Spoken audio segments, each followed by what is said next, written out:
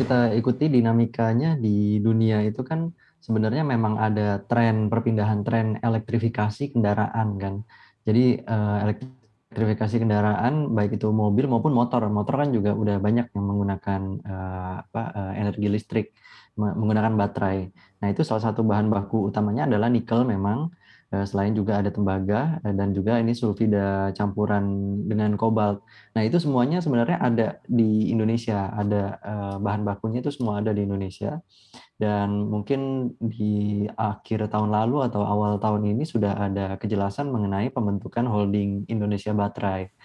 Nah, ini diprakarsai oleh beberapa BUMN, kemudian juga bekerja sama dengan beberapa investor dari asing seperti dari Korea, dari China dan lain sebagainya itu untuk membuat suatu holding yang nanti akan memproduksi bahan baku baterai maupun baterai jadinya itu sendiri. Nah, tentu ini masih kita harus menyimak sama-sama mengenai strategi ke depannya, tentunya kepastiannya. Kayak misalnya kapan ini akan groundbreaking atau berdirinya atau beroperasinya dan kemudian bisa menyerap gitu ya produksi nikel yang selama ini dihasilkan oleh para emiten penghasil nikel. Seperti itu sih yang mungkin perlu dicermati ke depannya. Jadi tadi kan juga Mhm. masih banyak daripada sobat cuan yang masih ragu-ragu gitu kan ya. Ya wajar aja karena sekarang mungkin lembaga ini atau si Indonesia Baterai Holding ini kan masih baru diumumkan, baru berdiri.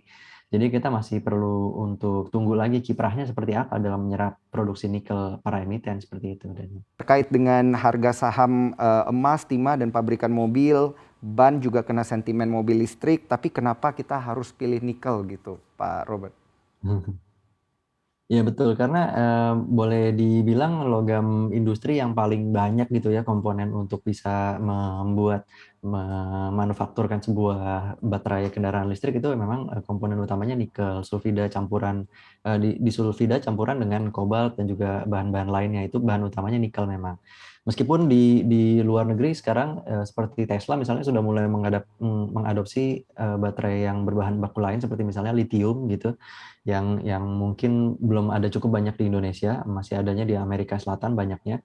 Namun dari segi mungkin yang kita punya, maksudnya di Indonesia punya itu banyak masih nikel yang komponen utamanya. Jadi memang wajar aja kalau eh, produsen nikel atau emiten yang memproduksi menambang nikel ini maupun smelternya masing-masing juga eh, terkena sentimen positif dari perkembangan industri baterai kendaraan listrik ini sendiri. Tapi tidak menutup kemungkinan bahwa ya yang lain-lainnya juga bisa terkena dampak positifnya juga kayak misalnya tembaga atau tembaga itu kan juga salah satu yang menyusun komponen sebuah kendaraan listrik atau baterai listrik juga.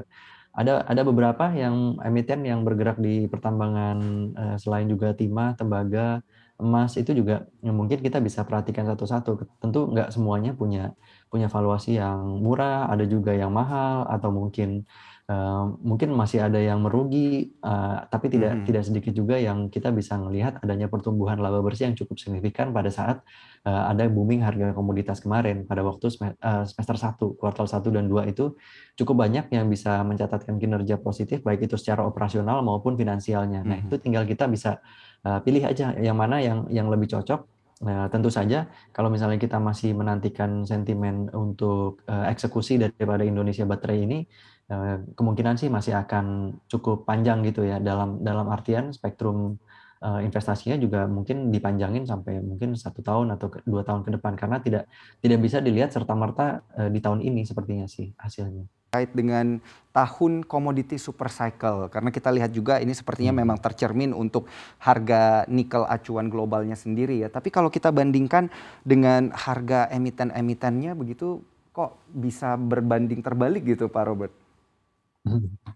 Sebenarnya masih ada perdebatan juga sih antara Mhm. ada komoditi super cycle atau enggak gitu. Sebenarnya sekarang ini kan yang kalau misalnya kita ngelihat sejarah super cycle yang sebelum-sebelumnya, yang disebut dia bisa disebut super cycle tuh kalau naiknya 5 tahun atau 10 tahun berturut-turut naik terus gitu. Nah ini kan kita baru 1 tahun naiknya. Apakah benar ini kita lagi ada di yang namanya super cycle gitu kan? Jangan-jangan ini hanya rebound aja dari sejak jatuh pada waktu, ingat ya, harga minyak udah sempat negatif waktu Maret 2020 itu kan. Sehingga sekarang rebound-nya cukup kencang, sehingga orang-orang sebutnya, "Oh, ini super cycle gitu." Tapi kan sebenarnya belum cukup valid juga untuk disebut super cycle, karena yang namanya siklus yang super itu baru bisa dipastikan pada saat dia naik secara berturut-turut, mungkin bisa 5 sampai 10 tahun secara berturut-turut. Itulah yang bisa memastikan gitu. Nah, sekarang ini bolehlah kita sebut sebagai booming komoditas gitu ya. Bolehlah Baik. kita sebut sebagai itu.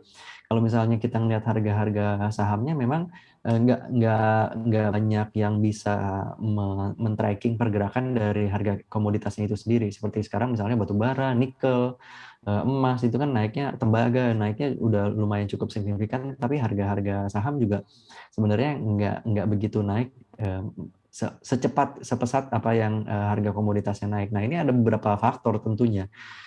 Kita masih melihat adanya kinerja keuangan, terutama kinerja keuangan dari beberapa emiten yang tadi seperti udah disebutkan, ada beberapa yang masih merugi ternyata kuartal 2. Mhm. Mungkin ada beberapa emiten yang harus membukukan beberapa biaya-biaya yang mungkin sifatnya non-kas atau tidak kas, atau adanya kecelakaan bencana alam, longsor seperti yang terjadi di Merdeka Baik. Copper, sekitar 5 bulan, 6 bulan tambangnya di salah satu lokasi tambangnya tidak bisa beroperasi.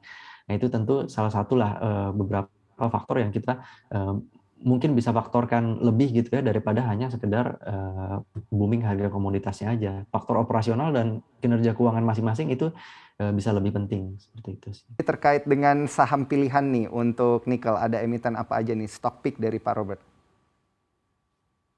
Ya, langsung aja ya, pertanyaan yang paling Mhm. cuan gitu ya, yang direkomendasikan. Sebenarnya kita Betul. lebih suka Antam daripada Inco-nya. Kenapa? Karena Antam ini dia lebih diversifikasinya, selain hanya nikel, dia juga ada emas kan, ada emas dan Mhm. juga bauksit. Dan bauksit ini nanti juga akan dihilirisasi menjadi alumina. Nah, ini tentu akan menambah nilai tambah lah. Jadi exposure-nya bukan cuma hanya di nikel aja, nikel dan ferronikel sekarang kan Mhm. masih menjadi sumber pendapatan utama untuk Antam, tapi ke depannya si smelter alumina yang mengolah bauksit itu juga akan diperkirakan bisa bisa menyamai kontribusi dari nikelnya itu sendiri. Dan juga jangan lupakan bahwa emas juga dia masih punya rencana untuk ekspansi lebih jauh ke pertambangan emas yang baru, karena sekarang ini kan depositnya yang di Pongkor, Cibaliung yang Jawa Barat itu sudah mulai berkurang, sehingga udah mulai menatap ke Indonesia Timur yang cadangan emasnya masih cukup banyak di sana. Beberapa lokasi sudah dijadikan sasaran.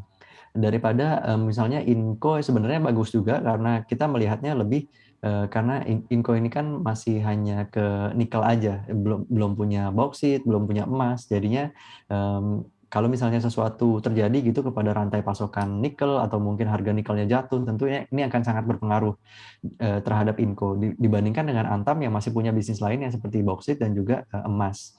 Dan kita juga melihat sebagai salah satu BUMN anggota Inalum dan juga Min ID, ini tentu membuatnya menjadikan salah satu, meskipun Inco juga udah mulai bergabung di bawah Inalum, tapi kita melihat di bawah koordinasi Antam ini kemungkinan masih akan bisa tumbuh lebih pesat gitu.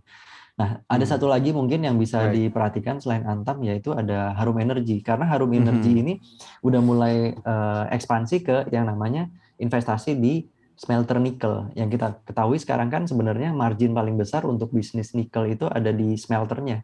Dan kenapa pemerintah lebih menggalakkan untuk investasi smelter dan juga melarang ekspor mineral mentah, nikel mentah itu, supaya diberdayakan, nanti pajaknya kan juga lebih tinggi kalau misalnya harga jual hasil smelter itu juga lebih tinggi kan.